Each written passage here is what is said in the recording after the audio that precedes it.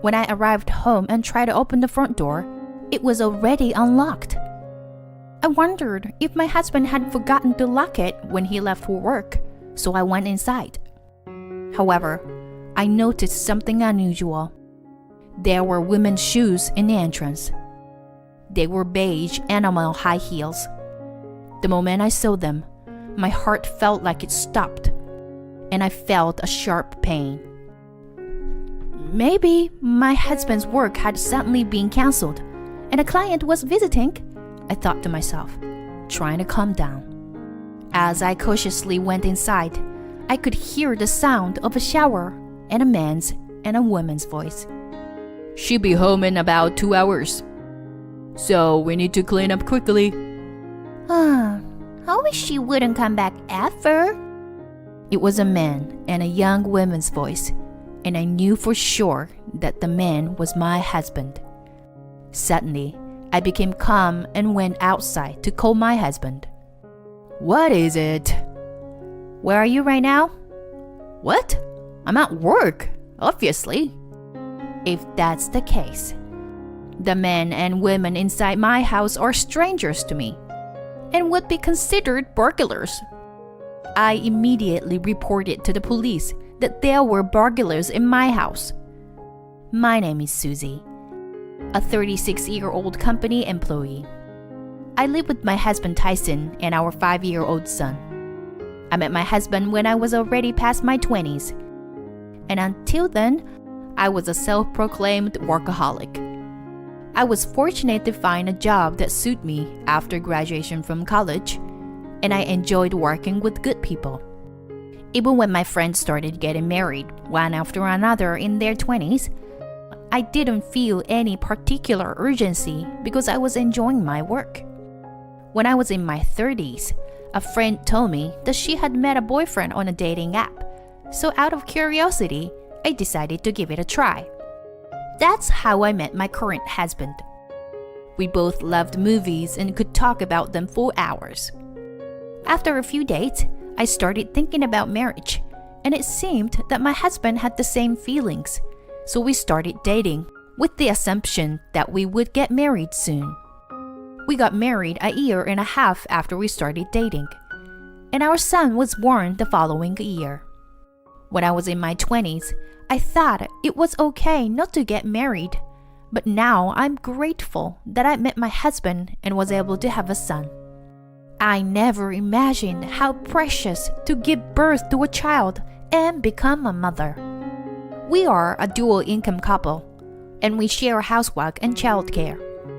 I'm responsible for taking our son to nursery school in the morning, and my husband picks him up in the evening.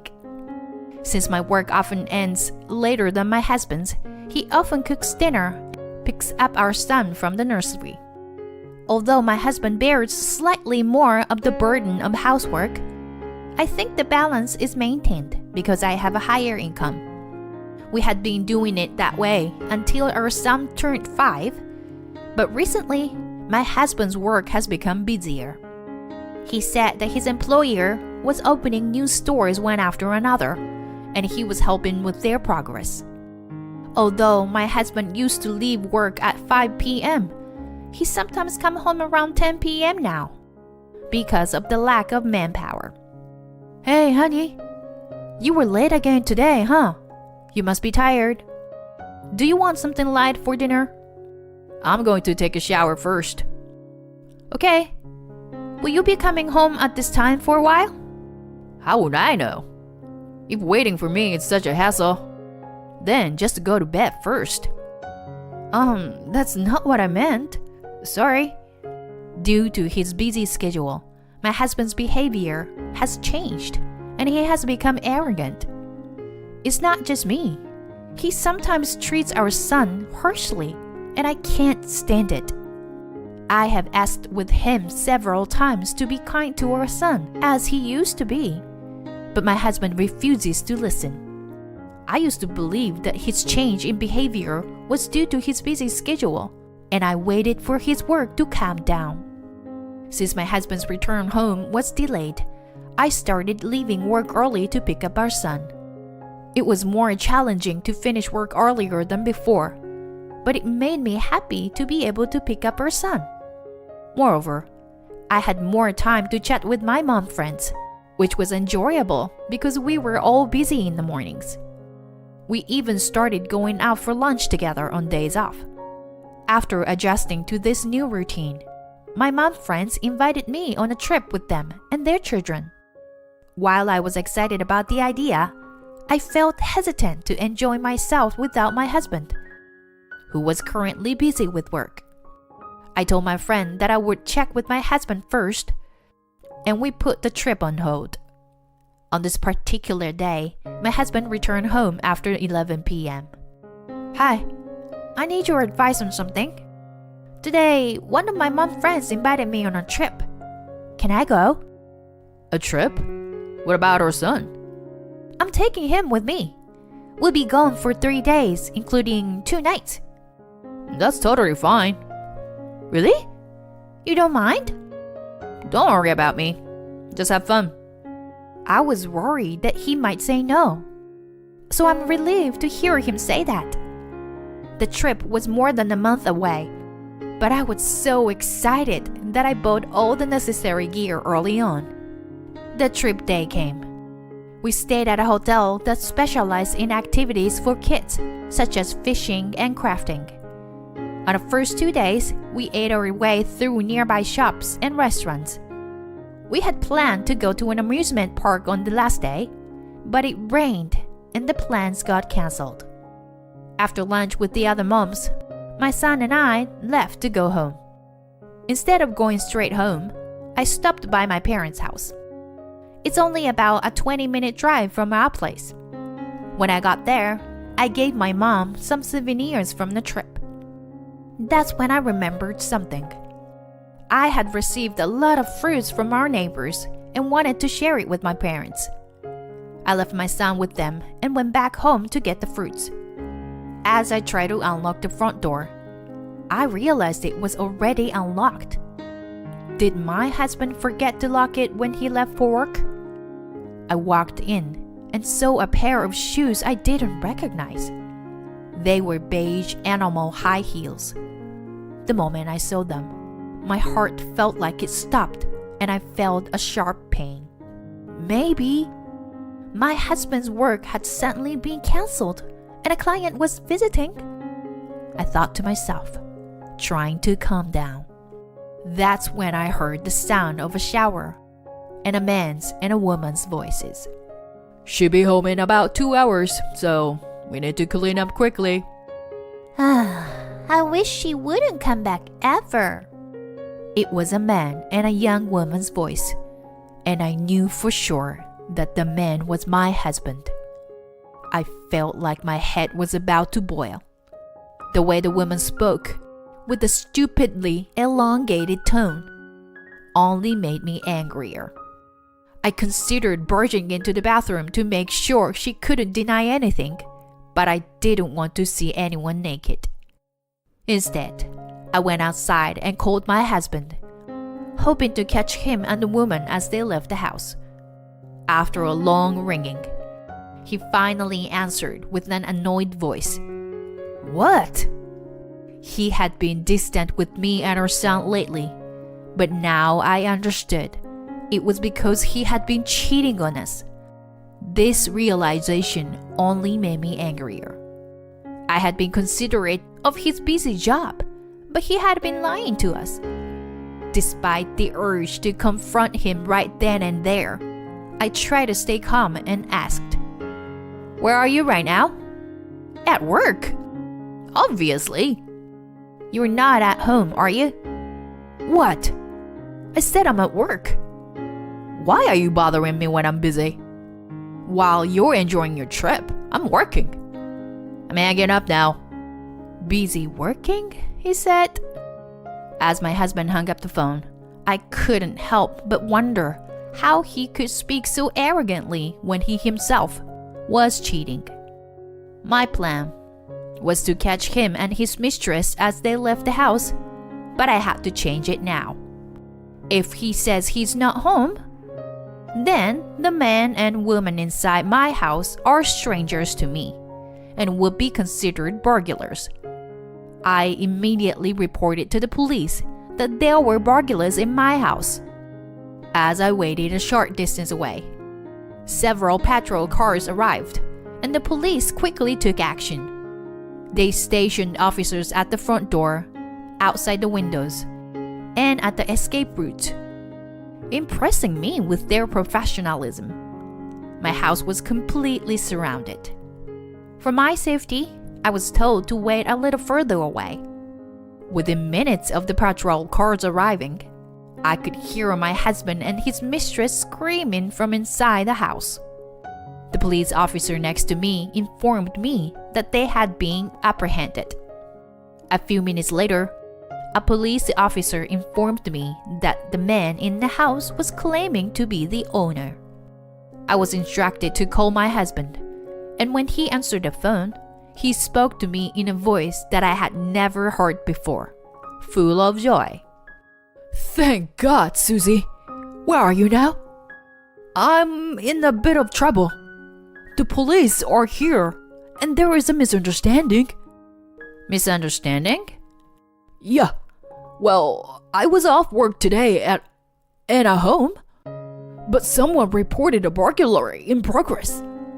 But when I called you earlier, you said you were at work.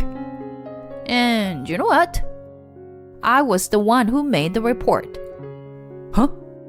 Ignoring my confused husband, I hung up the phone.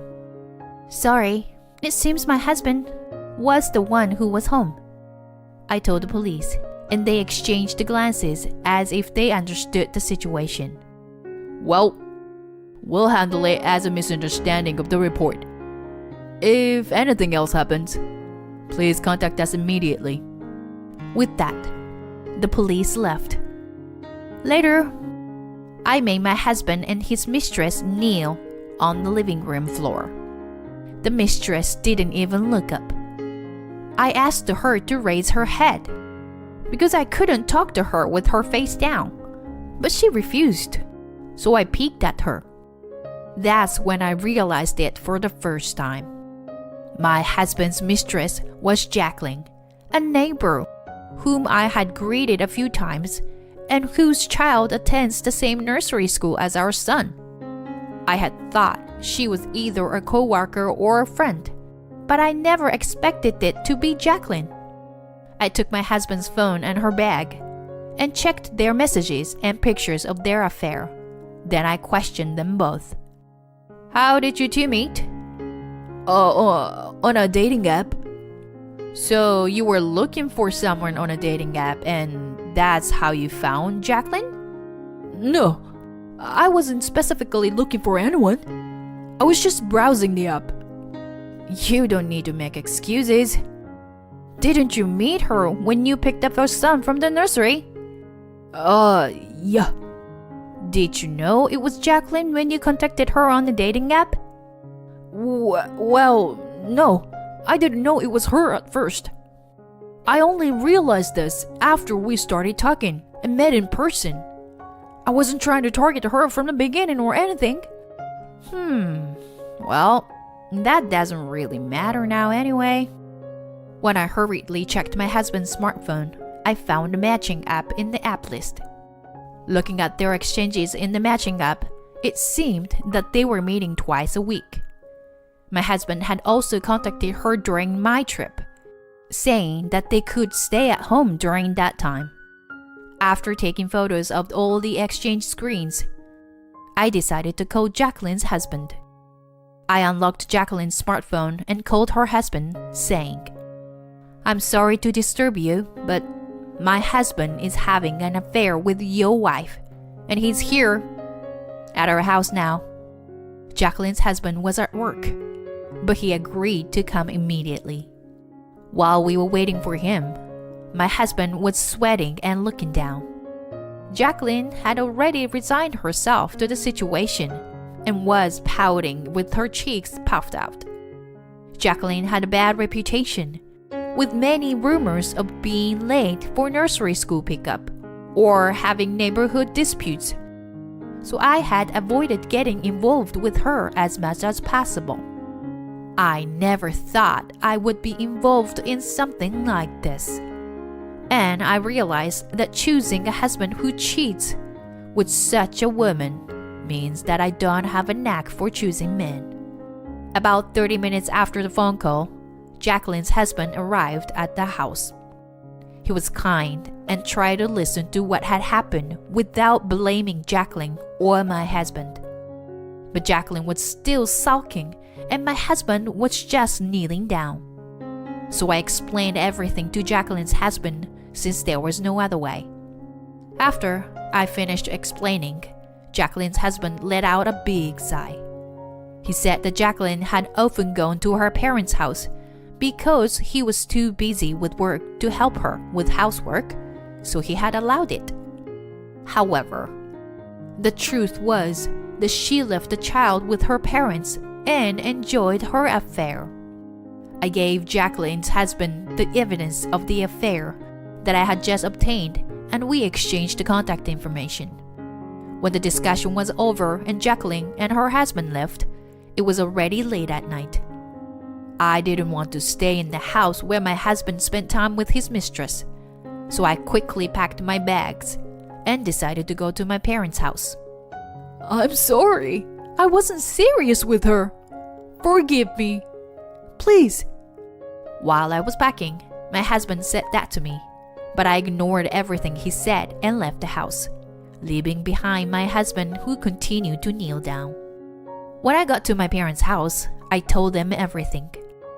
I stayed with my parents for a while and had them take care of my son while we proceeded with the divorce proceedings. I hired a lawyer and filed for compensation from my husband and Jacqueline. Despite the lawyer explaining the compensation multiple times, Jacqueline insisted that she had done nothing wrong, and the negotiations went nowhere. I thought it was going to be a long battle, but one day she readily agreed to pay the compensation. I was curious about what happened, but I found out the reason from the close mom friend. The burglary at our house had become a topic of conversation because several police cars came and various rumors spread. I don't know where it leaked from, but the rumor that my husband was having an affair with Jacqueline spread, and Jacqueline became more and more the subject of gossip. It seemed quite troublesome to be talked about by the neighbors, so she divorced her husband and moved to a place where she didn't know anyone. Jacqueline's child was taken over by her husband. He intended to go to court for custody, but Jacqueline apparently gave up custody, saying the child was in her way. I was worried that it would be stressful for the child if his mother was gone, but I heard that he was doing well and was full of life. The only thing left was to talk to my ex-husband. I sent him the same paperwork requesting alimony, but he replied that he didn't have the money to pay. Even when I said he could pay in installments, he said he couldn't because he had no income. When I looked into it, I found out that my ex-husband had secretly quit his job when he started cheating with Jacqueline. Moreover, he had used my savings without permission to invest. He was planning to increase his wealth through investment and obtain a passive income. However, because he started investing without proper study, he quickly ran out of money and currently he has no income. I decided to claim not only compensation and child support, but also the amount he used from my savings. After a long discussion, I got my ex-husband to agree to pay everything, and the divorce was finalized. I stayed with my parents for a while, but now I have started living with my son. I resigned from my company and now work as a freelancer. Although my income has decreased slightly, I am okay because I have enough to get by. More importantly, I have more time with my son than before and can spend my time meaningfully with my friends. I may have made my son feel lonely because of the divorce, but I want to give him a lot of love to make it up for it.